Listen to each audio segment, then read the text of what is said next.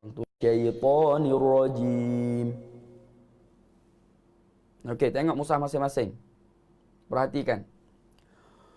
Wa qalat ulahum li ukhrahum fama kana lakum alaina. Berhenti 2 harakat je, jangan lebih kat situ. Okey, terus. Istiqamah tak istiqamah kita dalam kelas kita pada pagi ini adalah rezeki, tuan-tuan dan puan. Kalau Allah SWT rezekikan kepada kita dengan istiqamah, kita dah dapat satu maqam, satu ganjaran hebat. Kerana orang yang istiqamah ini, dia sudah bertaraf awliya. Dia boleh istiqamah dengan agama ni, istiqamah dengan satu amalan yang dia buat betul-betul, Allah SWT angkat darajat dia ke tahap kekasih Allah Subhanahu Wa Taala, tuan-tuan. Itu yang dikatakan, disebutkan oleh baginda Nabi Muhammad sallallahu alaihi wasallam. Jadi sebab itulah pilihanlah Allah Subhanahu Wa Taala. Saya tak terkilan sangat sebab Allah Subhanahu Wa Taala yang akan tentukan kita kat mana kita berada, apa kebaikan yang kita dapat. Semuanya adalah daripada Allah Subhanahu Wa Taala. Jom kita sambung. فَمَا كَانَ لَكُمْ عَلَيْنَا مِنْ فَضْلٍ. Ulang balik. فَمَا كَانَ لَكُمْ عَلَيْنَا مِنْ فَضْلٍ فَذُوقُوا الْعَذَابَ بِمَا كُنْتُمْ تَكْسِبُونَ. Okey, teruskan baca ayat kita ni. Ayat 39. Kata Allah Subhanahu Wa Taala pada ayat ke-39 ini.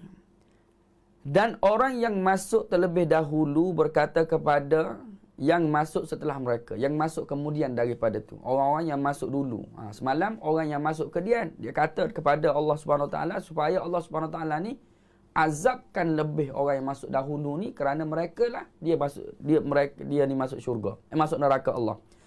Dan berkatalah pula orang-orang yang telah masuk awal lagi dalam neraka kepada orang yang baru masuk, kata mereka, fama kana lakum alaina kamu min fadlin fazuqul azaba bima kuntum taksibun. Kamu ni tidak mempunyai kelebihan sedikit pun atas kami, maka rasakanlah azab itu kerana perbuatan yang telah kamu lakukan. Semua dia kata, kamu jangan nak salahkan kami. Maka itu adalah perbuatan kamu sendiri, tanggungjawab kamu sendiri. Maka kamu terimalah azab pembalasan daripada Allah SWT. Jadi orang dalam neraka ni, dia asyik menuding jari antara satu sama lain. Mereka menyalahkan antara satu sama lain di atas kekurangan kelemahan diri mereka, kerana menurut kepada perkara-perkara yang taghut. Itu yang berlaku.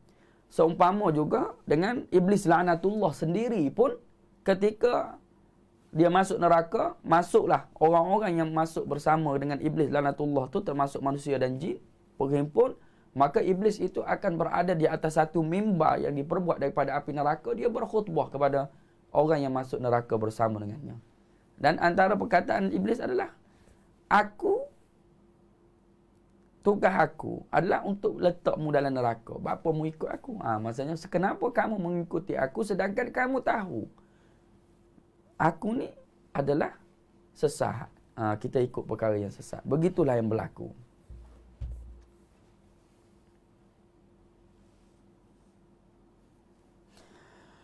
Okey, tengok. Wa qalat ulahum li ukhrahum. Okey, kita akan bedah hukum tajwid. Per huruf perkataan berbegini.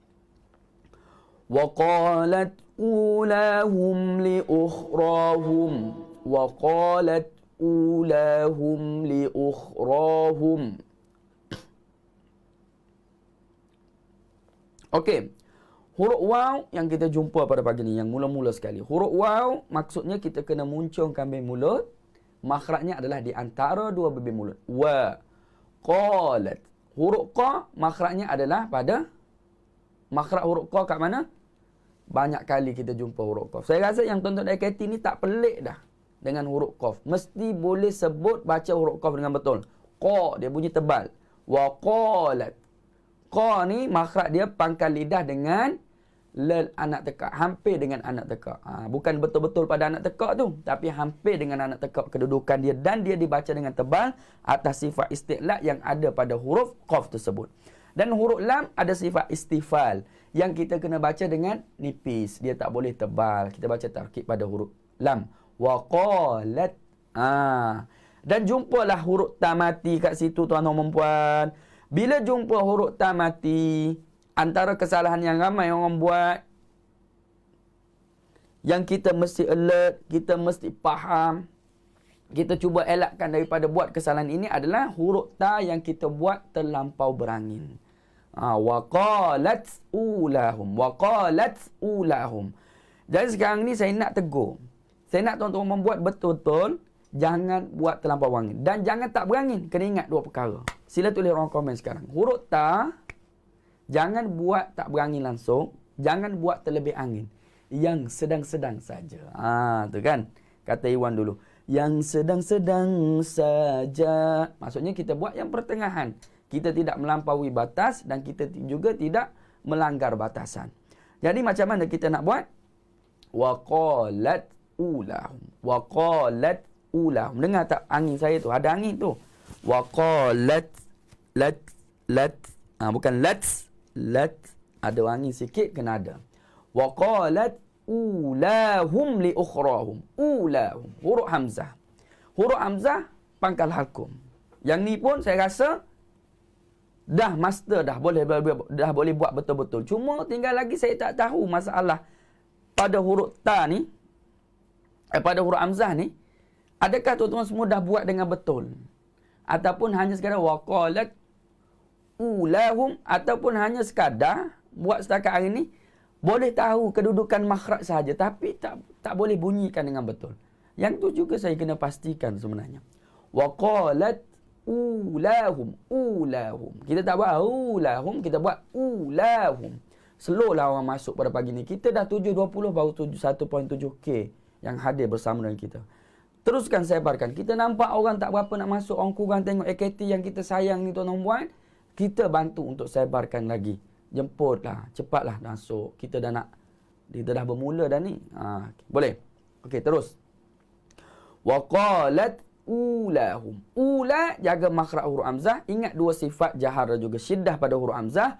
Ulahum. Kita muncungkan bibir mulut panjang dua harakat. Huruf lam kita guna hujung tepi lidah dengan langit-langit keras. Ulahum. Ulahum. Boleh. Ulahum. Kita buat macam tu. Wa qalat ulahum. Ulahum. Huruf lam hujung tepi lidah dengan langit-langit keras. Jangan guna hujung lidah. Ulahum. Hum huruf ha. Jangan jadi ho. Tak ada ho, ada hu je. Hu. Pangkal halkum. Makhrajnya sama dengan huruf hamzah. Dan ingat dua sifat. Hams dan juga rokhawah pada huruf ha.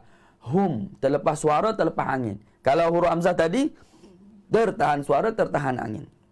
Tulislah di ruang komen yang tu supaya kita tak buat silap lagi. Wa qalat ulahum li ukhrahum. Wa qalat ulahum li ukhrahum. Mim mati yang jumpa dengan huruf lam namanya adalah izhar syafawi. Rapatkan betul-betul dua mulut kita tanpa terputus getah suara, tanpa tawallud, tanpa dengung. Kita kena ingat tu. Wa qalat ulahum. Hum pangkal halkum. Suara keluar tu bebas. Jangan tersekat jadi tengah halkum jadi ha pedas. Yang tu salah jali yang tidak dimaafkan. Ulahum li ukhrahum. Hum tutup bibir mulut. Kesalahan yang biasa berlaku ketika kita baca izhar syafawi ni tuan-tuan buat, terputus getah suara. Ulahum li ukhrahum. Putus satu. Ulahum li ukhrahum. Ulahum li ukhrahum. Boleh? Li ukhrahum. Huruf lam jaga, huruf hamzah jaga lagi. Huruf kha hujung halkum. Pastikan kita sebut huruf kha ni tebal. Li ukhrahum. Tebal dan berangin ketika sebut huruf kha.